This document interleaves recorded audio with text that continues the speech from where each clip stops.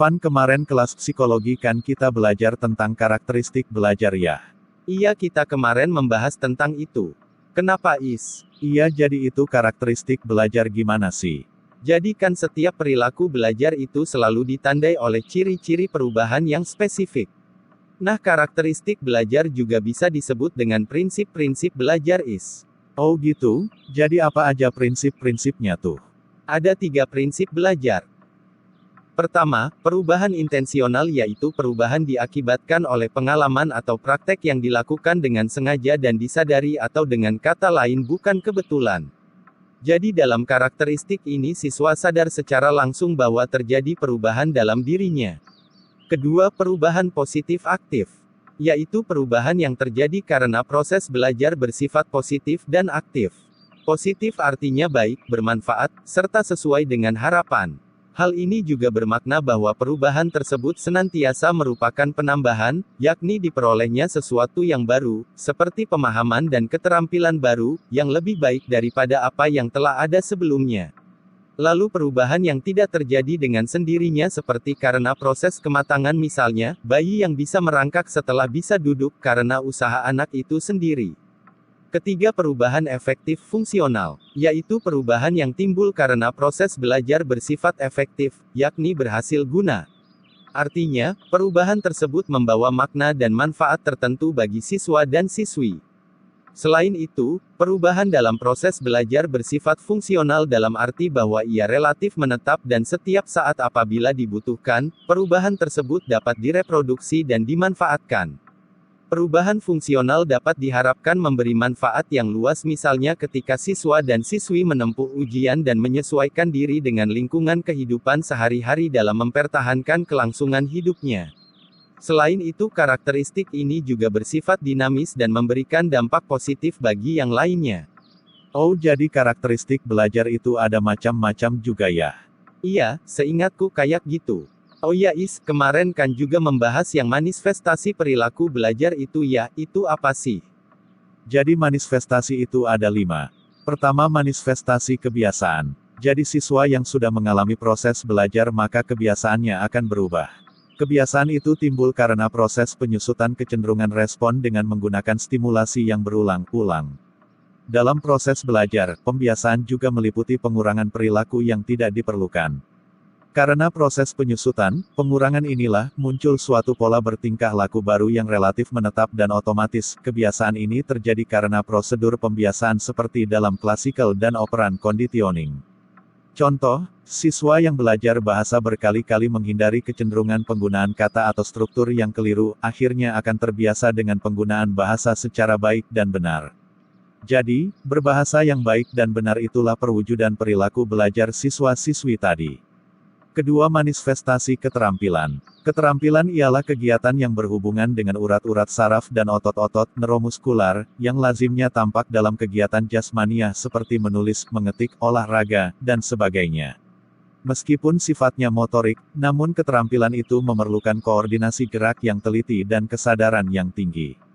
Dengan demikian, siswa-siswi yang melakukan gerakan motorik dengan koordinasi dan kesadaran yang rendah dapat dianggap kurang atau tidak terampil. Ketiga, manifestasi pengamatan. Pengamatan artinya proses menerima, menafsirkan, dan memberi arti rangsangan yang masuk melalui indera seperti mata dan telinga. Berkat pengalaman belajar, seorang siswa-siswi akan mampu mencapai pengamatan yang benar objektif sebelum mencapai pengertian.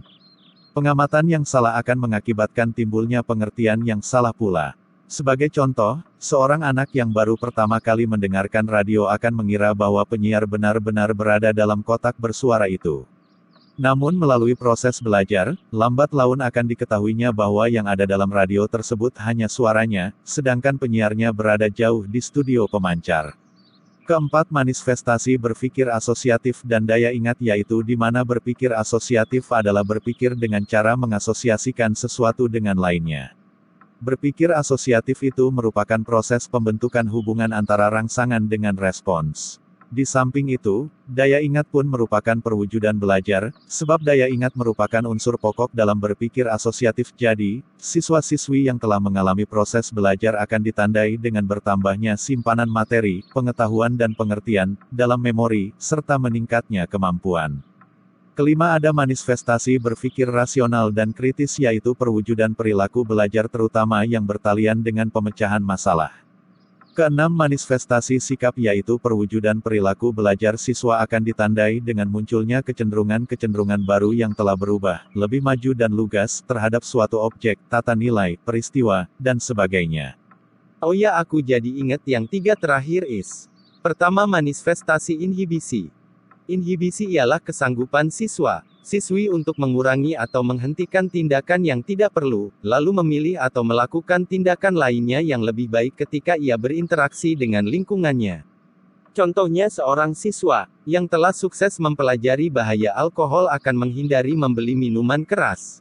Sebagai gantinya ia membeli minuman sehat. Kedua, manifestasi apresiasi. Apresiasi yaitu gejala ranah afektif yang pada umumnya ditujukan pada karya-karya seni budaya seperti seni, sastra, seni musik, seni lukis, drama, dan sebagainya.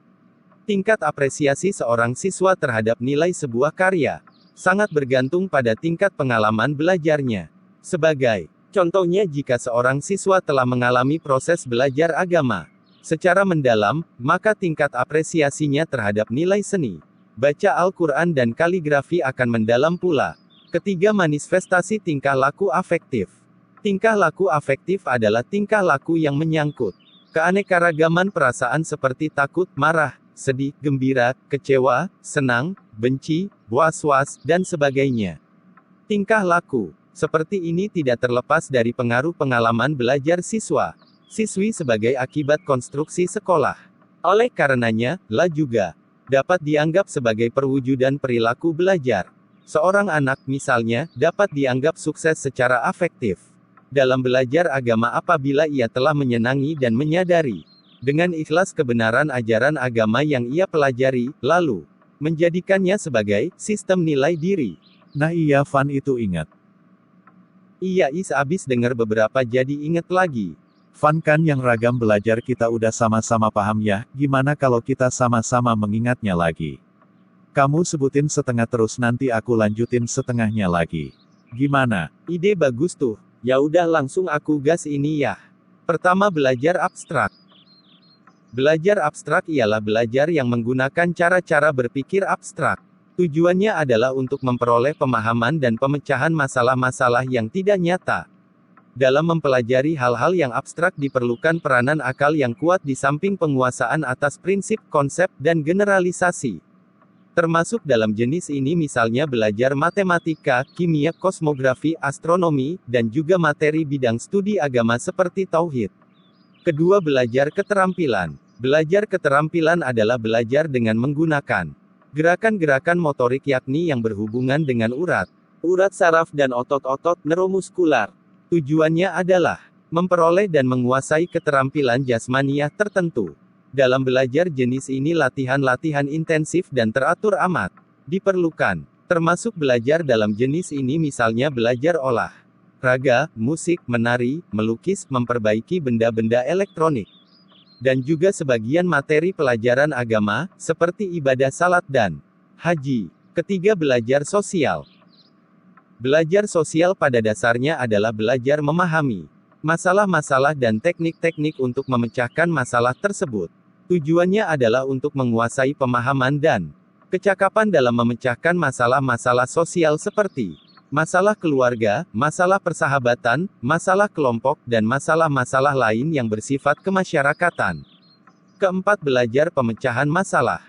Belajar pemecahan masalah pada dasarnya adalah belajar menggunakan metode-metode ilmiah atau berpikir secara sistematis, logis, teratur, dan teliti. Tujuannya ialah untuk memperoleh kemampuan dan kecakapan kognitif untuk memecahkan masalah secara rasional, lugas, dan tuntas. Untuk itu, kemampuan siswa dalam menguasai konsep-konsep prinsip, dan generalisasi serta insight, tilikan akal amat diperlukan. Nah itu sudah aku sebutin 4 is, sekarang yang 4 terakhir giliranmu. Oke, siap. Pertama, belajar rasional. Belajar rasional ialah belajar dengan menggunakan kemampuan berpikir secara logis dan rasional, sesuai dengan akal sehat. Tujuannya ialah untuk memperoleh aneka ragam kecakapan. Menggunakan prinsip-prinsip dan konsep-konsep. Jenis belajar ini erat kaitannya dengan belajar pemecahan masalah. Kedua, belajar kebiasaan. Belajar kebiasaan adalah proses pembentukan kebiasaan. Kebiasaan baru atau perbaikan kebiasaan-kebiasaan yang telah ada. Belajar kebiasaan, selain menggunakan perintah, teladan dan pengalaman khusus, juga menggunakan hukuman dan ganjaran, tujuannya agar siswa-siswi memperoleh sikap-sikap dan kebiasaan. Kebiasaan baru yang lebih tepat dan positif dalam arti selaras dengan kebutuhan ruang dan waktu kontekstual. Ketiga, belajar apresiasi. Belajar apresiasi adalah belajar mempertimbangkan atau judgement arti penting atau nilai suatu objek. Tujuannya adalah agar siswa-siswi memperoleh dan mengembangkan kecakapan ranah rasa, atau affective skills yang dalam hal ini kemampuan menghargai secara tepat terhadap nilai objek tertentu, misalnya apresiasi sastra, apresiasi musik, dan sebagainya.